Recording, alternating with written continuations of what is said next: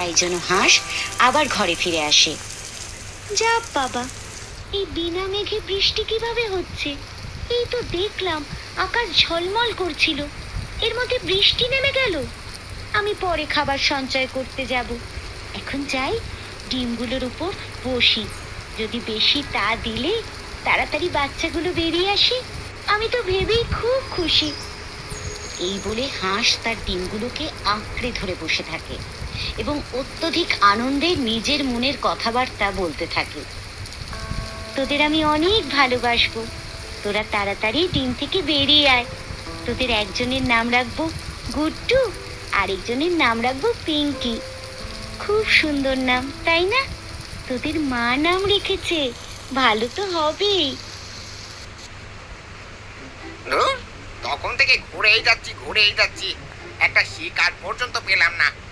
বর্ষায় সব ঘরের মধ্যে ঘুমিয়ে পড়েছে নাকি, আর আমি একাই খালি এভাবে ঘুরছি নাকি? মনে হচ্ছে আজকে আর কিছু জুটবে না। যাই, বাড়ির দিকে যাই। এই রে, আমি তো শেয়ালের সামনে চলে এসেছি।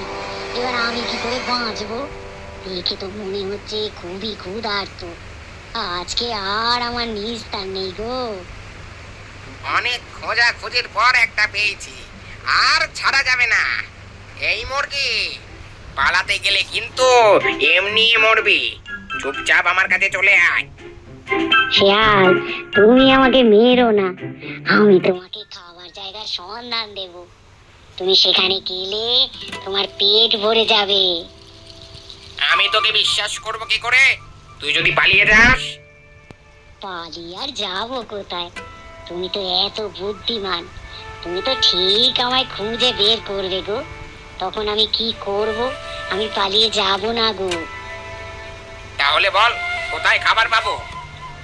নদীর পাড়ে হাঁসের বাসা, ওইখানে হাঁস ডিম পেড়েছে। মোটামুটি 2টো ডিম আছে, বুঝলে? তোমার পেট ভরে যাবে। তুমি ওখানে যাও, আর দয়া করে আমাকে মেরো না। আমি তো তোমায় খাবারের সন্ধান দিলাম, বলো। বাহ, হাঁসের ডিম! তাহলে তো বেশ ভালোই হলো।